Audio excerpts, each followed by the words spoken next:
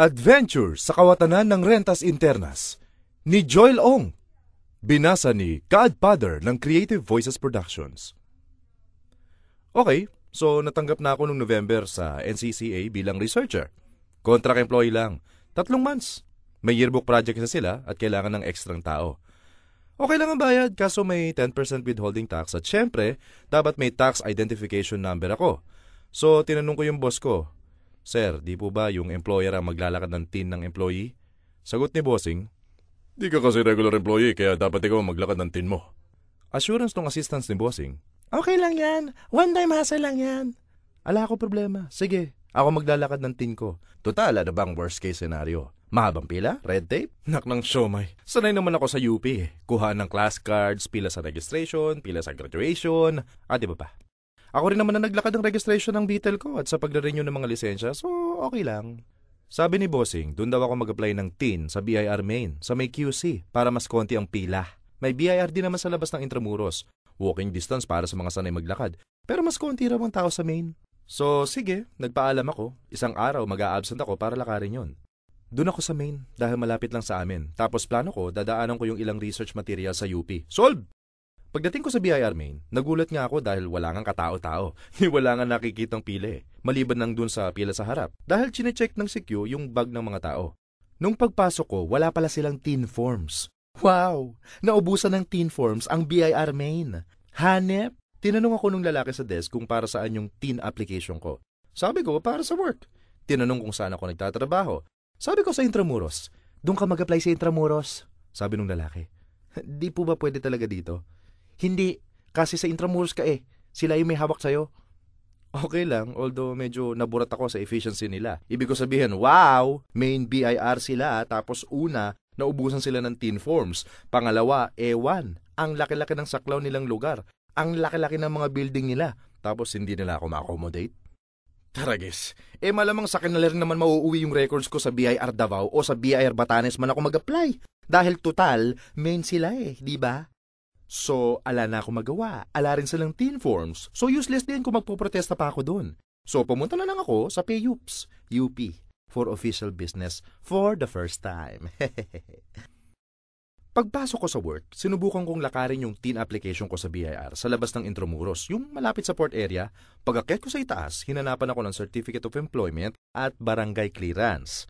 At dahil wala nagsabi sa akin na kailangan ko noon, lalo na yung lalaki sa BIR Main, wala akong bit-bit na requirements. Pagbalik ko sa opisina, inexplain ko sa bossing namin yung problema. Nakatingin sa akin yung bossing ko na parang nawiwirduhan din at di maintindihan yung paghihigpit ng BIR. Lintik! Sabi nga nung isang workmate ko, the fact na nag-a-apply na nga ako for TIN, dinideclare ko na sa gobyerno na pwede na nila akong kupitan, kaltasan ang maliit na sweldo ko, ako na nga ang nagbibigay ng pera sa kanila, ako pa ang hihigpitan. Tangin ang gobyerno yan, kahit kailan talaga pahirap sa mga tao. Anyway, pag-aaralan pa raw nila kung mabibigyan nila ako ng Certificate of Employment. Yung barangay clearance, ako na maglalakad, plano kong bumalik ulit sa BIR Main.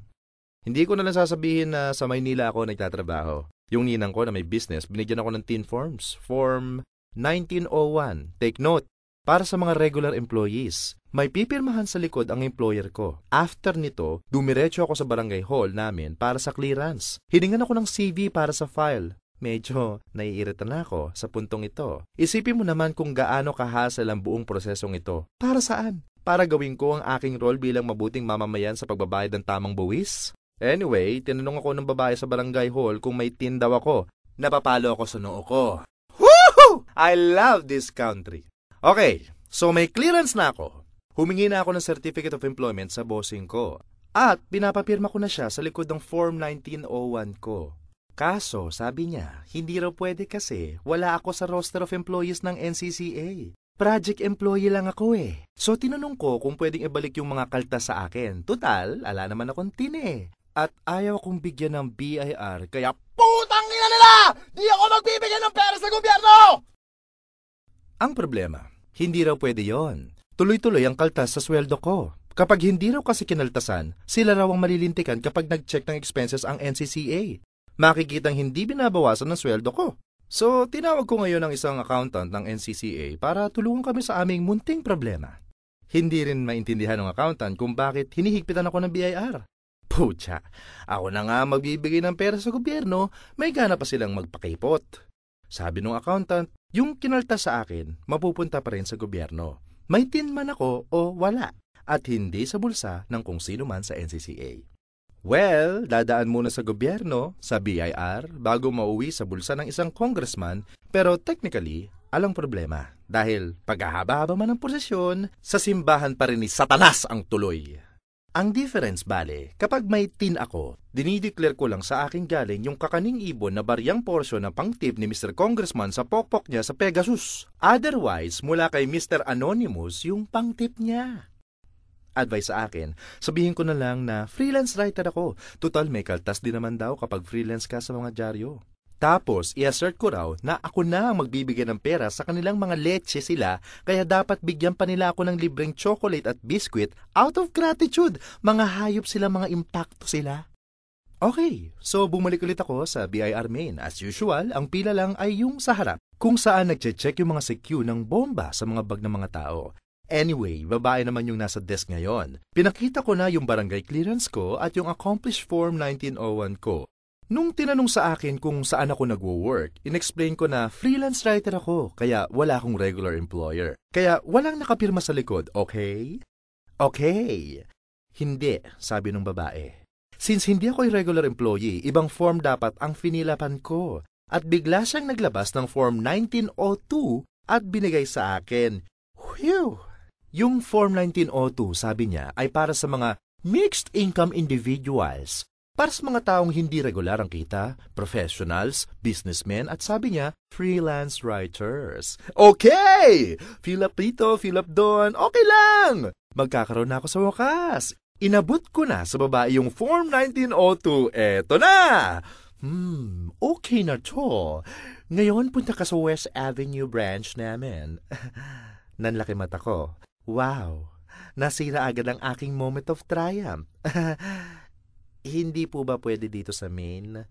Hindi, kasi sa Project 6 ka nakatira, West Avenue branch namin na may hawak sa inyo. Naramdaman ko, parang umiikot-ikot ang paligid ko.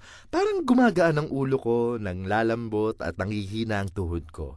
Bigla kong naramdaman ng isang matinding pangangailangan na i-headbutt ang kausap kong babae sa desk! Sa halip na isang headbutt, nagtanong na lang ako!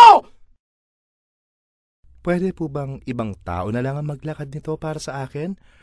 Oo, gawa ka ng authorization letter. Para akong nabunutan ng tinik sa dibdib. Papalakad ko na lang ito sa nanay ko. Paglabas ko, marami pa rin chinecheck na bomba sa bag sa harap. Ngayon alam ko na kung bakit. Ako rin, gusto ko rin silang bombahin. Hindi ko pa rin mawari nung araw na yon kung ano pa talaga ang purpose ng BIR main. Nakang siomay. Dun sa maliit na branches nila, siksikan ng mga tao, milya-milya ang pila. Sa main, ang lawak-lawak, pero di sila nag-a-accommodate ng applicants.